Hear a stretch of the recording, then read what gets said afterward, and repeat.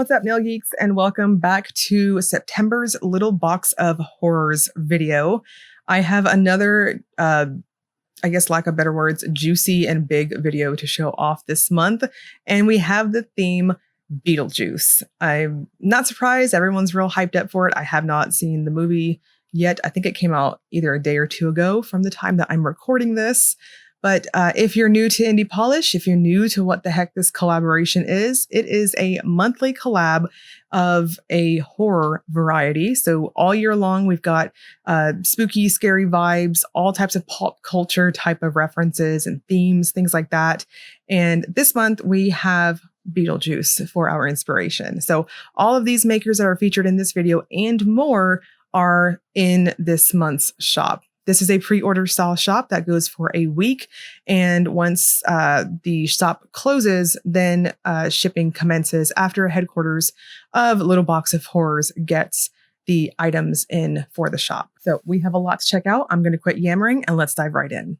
Kicking this off with Danglefoot's Zagnut, incredibly crunchy. It's described as a bright orange with gold to orange shimmer and scattered hollow. This one's inspired by a chocolate bar created especially for the movie. Price is $13.50 and there is a cap of 50 bottles. This has an incredibly smooth, somewhat jelly-like, but it applies very much like a cream type of formula. I think it is flirting with being a two-coater. I personally chose to take it up to that third coat, and honestly, looking back, I could have stopped at the second coat, which is saying something because I almost always prefer that third coat.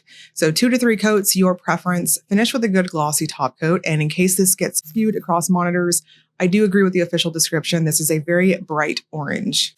Danglefoot's second contribution is Monster Shrimp. This is a pale teal, somewhat turquoise base with fine linear hollow particle and pink to peach shimmer.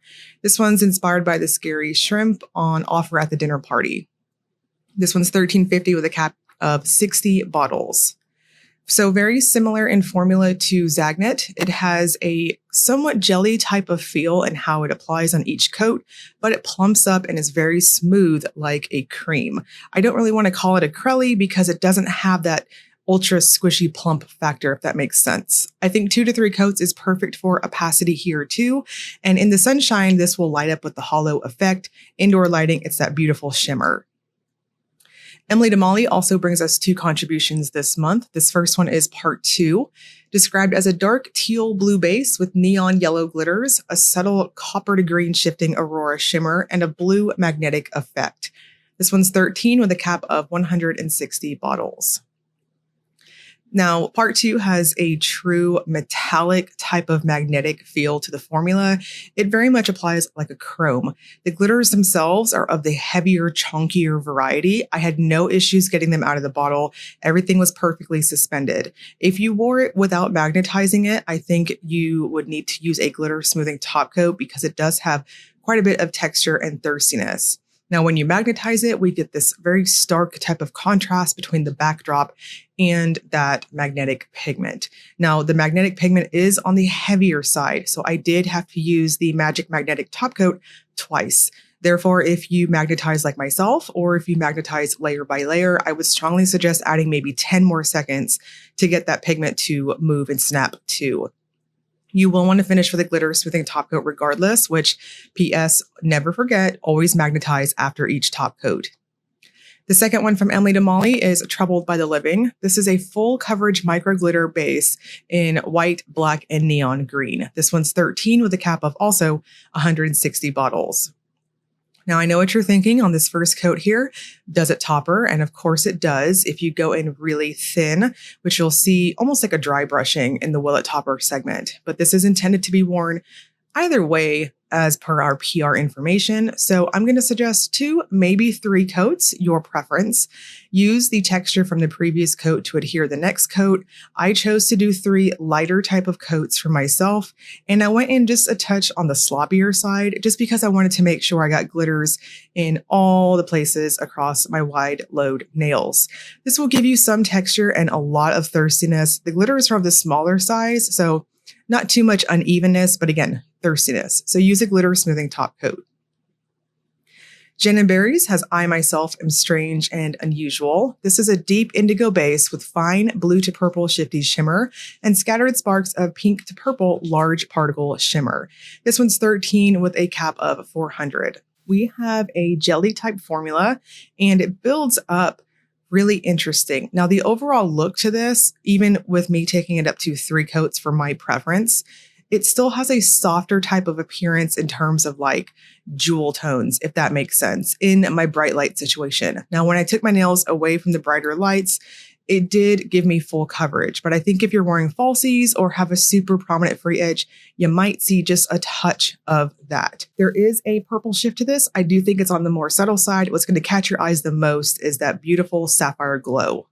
Lemming Lacquer also has 2 polishes for us this month. This first one is Bio-Exorcist. This one is a gray crelly base with gold to green shifting shimmer and black microflakes. This one's $13.25 with a cap of 100 bottles. Bio-Exorcist is a true crelly formula. It's got that nice squishiness to it, but it's got Lemming Lacquer's, what I'm going to just flat out say as the signature formula for the brand, being a very heavy, dense type of feel. For that reason, I chose to take it up to 3 thinner coats. And if you tend to polish on the heavier handed side, you might be able to get away with 2 coats. This will dry down very flat and somewhat thirsty, so you might need a glitter smoother. Make My Millennium is a dark base with shifting magnetic pigment and shimmering microflakes. This one's also $13.25 with a cap of 100 bottles. So continuing on with Lemming's, again, standard type of heavier, dense type formula, I chose to stop at 2 coats for this. I will always say that when you apply magnetic polishes, you want lots of pigment on your nails, and the formula is so viscous, and I don't mean that in a bad way, that 2 coats is really all you need. When you wear it unmagnetized, it's this vampy type of almost chromy looking purple, and then when you magnetize it, we've got a lot of contrast here too. There is that nice green sparkle in the background from these somewhat microflake looking shimmers, and that kind of pops really well with that black. I also chose to use a glitter smoother with this one because it dried down so flat that it just helped my glossy top coat. Now, again, don't forget, magnetize both glossy top coat and glitter smoothing layers. Luna Lacquer, The Juice is Loose, is a green to blue shifting shimmer over a buildable dark base with reflective glitters, silver flakes, and scattered holographic effect. This one's 12 with a cap of 150 bottles. This one has a very heavy formula to it, so I'm going to suggest going in light on your coats. The Juice is Loose is another one that I probably could have stopped at 2 coats. I wanted to see what that third one would do, and I liked the opacity of it. So if you're a little bananas like myself and you're extra and you want that super sparkly effect from this, I will suggest 3 really thin coats because, again, heavy type of formula. You could probably stop at 2 normal coats, but I don't know. I liked that third thin coat. This will dry down very textured though, so use a glitter smoothing top coat. Night Owl Lacquer Beetlejuice is a clear base filled with black reflective glitter pigment, purple metallic flakes, and multi-chrome flakes that shift lime green, green, blue, and indigo. This is 13 with no cap. So if you go in real thin with this one, as you'll see again in the Will It Topper segment, you can absolutely use this one as a topper. It's very pretty. It's got a lot of shift from those multi-chrome foil looking type flakes.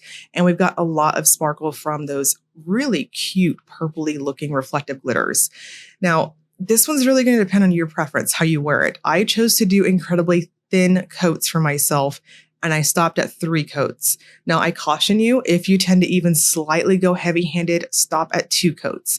Use the texture from your previous coat to get that next coat on there, and this is like shredded, sparkly goodness across your nails. You will absolutely need a glitter smoother. Paradox Polish brings us its Showtime. This is described as a blackened, deep purple base with lime aurora pigment. This one's $13.50 with a cap of 50 bottles. Its Showtime has a jelly-like formula to it. It's on the softer side in terms of buildup, but I thought it gave me excellent coverage on the second coat, but it dries down really flat. So I chose to plump it up further with a third coat, and I really liked it this way. You will need a glossy top coat to kind of further plump it up. In my opinion, this is one of those vampier type of shifty shades. You'll mostly see a purple glow with that nice gold at your more dominant secondary color flip. Paradox also brings us a topper this month. This one is Are You Gross Under There? Described as a neon green glitter with black glitter and purple holographic glitters. I'm also personally seeing some stars in here too. Now, I really have to compliment Paradox on this topper. There is no issues, at least with me, that I had to fish anything out, get anything out of the bottle. It was just perfectly suspended in there. Now, I wanted super even coverage, and damn it, I wanted some stars on my nails, which ironically I didn't get on my middle finger here. I don't understand why it keeps happening to me. That happened on the Coloris, I think on the other video, but anyways, so I wanted stars for my show pony finger here, and I did that. I got it off of the brush, no need for fishing or anything. So really nice application there, and you will need a glitter smoothing top coat with this too. Sweetheart Polish Waiting Room is a deep, juicy raspberry jelly base with aurora shimmer that shifts from green to yellow to orange and into pink at the most extreme angles. This one's 13 with a cap of 120 bottles. So we have a true jelly formula going on here. I'm going to suggest 3 coats to build it up. This is mostly a vampy type of appearance overall. At the more extreme angles, there is this goldish type of effect that I think is, again, very secondary. So mostly what you're going to see in terms of shifty shimmer is what you see on my full hand shot here. It's like this raspberry, cranberry, deep burgundy type look, again, with that nice yellowy orange gold at the more extreme angles, kind of like on my macro shot here. You will need a glossy top coat because this will dry down flat. Wicked Polish has 2 charity polishes this month. This first one is 24K Care. It's a yellow gold shimmer holographic crackle. $3 from every bottle sold will go to the St. Jude charities. This is 15 with a cap of 100. I loved how stark and true yellow gold this is. It will pop really well against dark colors as undies. So 1 coat and then just let it crackle on its own. And the second charity one is Spread Hope. This is a deep bronze to red base with golden magnetic pole shimmer.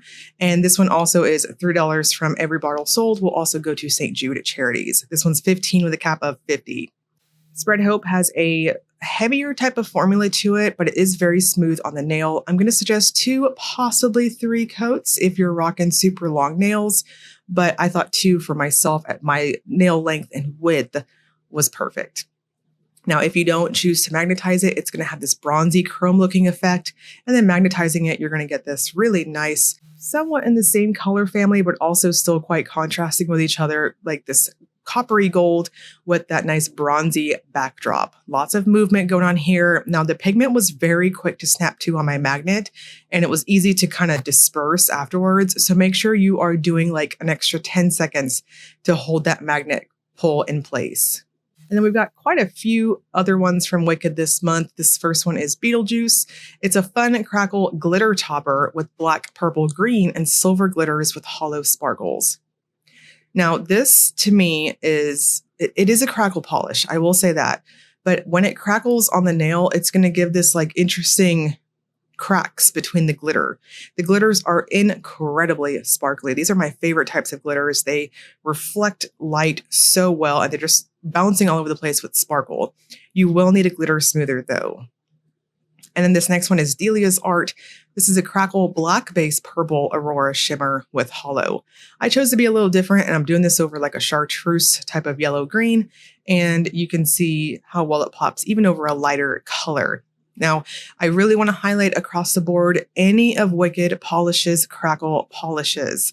I've worked on them for a couple of months now, and I have to say, when they dry down, they will dry down incredibly flat. So please, please, please use a glitter smoothing top coat and a glossy top coat to seal these up and make it look just more even. Then we have a quad coming in. This one is Sugar Maple, and it is a red to pink multi-chrome holographic crackle. So same thing here. You can see how it crackles really well over black. Some of the crackles in this video, I did not do a glitter smoother just to see what would happen. And it it kind of sucked up my glossy top coat. So I just can't stress enough, a glitter smoother is so imperative. Sassafrass is the next one in the quad. It's a golden tan multichrome hollow crackle. So same thing here. I really liked how in kind of non-direct lighting situations, this one has a bit of a almost duochrome-like color shift to it. You can see it on my macro shot here in just a moment. Indoor lighting situations, you'll see this nice tannish looking color, but in shaded lighting, there's this golden shift. Really interesting. And again, I thought it looked really ridiculously cool over black. Smooth Sumac is the third one in the quad. This one is a green shimmery hollow crackle. So going along here, if you're curious as to why I don't show these in the wallet topper segment, for some reason, I don't know if it's like the material that the swatch sticks are made out of, but it doesn't crackle over swatch sticks. I thought that was really fascinating, and I've tested it each month, and so far it just doesn't do it. So I figure black is the best way to show it. And then Crepe Myrtle is the fourth one in the quad. This one is a purple shimmery crackle polish. This one's pretty vampy in terms of, how it looks against black, but I still thought it popped really well, and I thought it was still the best representation to show it off.